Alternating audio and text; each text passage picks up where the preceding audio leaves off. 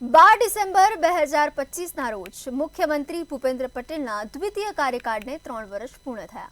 આ 3 વર્ષમાં મુખ્યમંત્રી સ્વાગત ઓનલાઈન પોર્ટલથી જનફરિયાદનું નિરાકરણ આપ્યું છે। વડાપ્રધાન નરેન્દ્ર મોદી દ્વારા વર્ષ 2003માં સ્વાગત પોર્ટલ શરૂ કરવામાં આવ્યું હતું। આ પોર્ટલ ગુજરાતનું અગ્રણી નિવારણ પ્લેટફોર્મ બની ચૂક્યું છે। આ પ્લેટફોર્મ નાગરિકોને તેમની ફરિયાદો સીધા મુખ્યમંત્રી અને સરકારી અધિકારીઓ સુધી પહોંચાડવા અને તેનું પારદર્શક સમાધાન મેળવવાની તક આપે છે। આ પોર્ટલ વિડીયો કોન્ફરન્સિંગ જેવી ટેકનોલોજીનો ઉપયોગ કરીને રાજ્ય સ્તરથી લઈને ગામ સ્તર સુધીના કેસોનો નિકાલ કરે છે અને લોકો તેમજ વહીવટી તંત્ર વચ્ચે એક અનોખું સેતુ રચે છે। મુખ્યમંત્રી ભૂપેન્દ્ર પટેલના નેતૃત્વ હેઠળ છેલ્લા 3 વર્ષોમાં આ પોર્ટલ પર 1,70,284 ફરિયાદો મળી હતી અને જેમાંથી 1,69,331 ફરિયાદોનું સફળતાપૂર્વક નિરાકરણ કરવામાં આવ્યું હતું।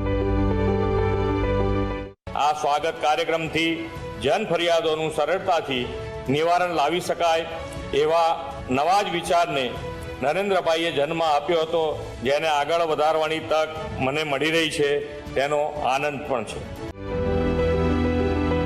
અમરેલી જિલ્લાના લુણીધાર ગામના 80 વર્ષીય અંબાબેનને તેમના પતિના નિધન પછી વૃદ્ધાવસ્થા પેન્શનની જરૂર હતી।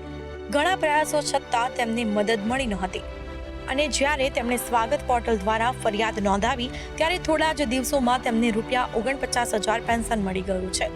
તેવી જ રીતે અમદાવાદના શ્રીકાંત ભાવસારનો જમીન વિવાદ લગભગ 4 દાયકાથી અટવાયેલો હતો। સ્વાગત પોર્ટલ ઉપર ફરિયાદ નોંધાવ્યા પછી સમસ્યા ઝડપથી ઉકેલાઈ ગઈ અને તેમને 1 મહિનામાં જ જમીનનો માલિકી હક મળી ગયો। આ કિસ્સાઓ સ્પષ્ટ કરે છે કે સ્વાગત પોર્ટલ નાગરિકોની સમસ્યાઓને સીધા અધિકારીઓ સુધી પહોંચાડીને ઝડપી અને અસરકારક સમાધાન સુનિશ્ચિત કરે છે।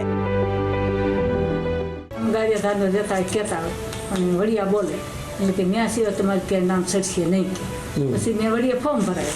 જે રાજ્ય કક્ષાની જે મિટિંગ થઈ છે એમાં રજૂઆત કરવા ગયા અને ત્યાં આગળ સીએમ સાહેબે અમને સાંભળ્યા અને સચિવ તથા કલેક્ટરને ઓનલાઈન રૂબરૂમાં લઈને ચર્ચા કરીને અમને 1 મહિનામાં આ જમીનનો પોઝિશન મળશે।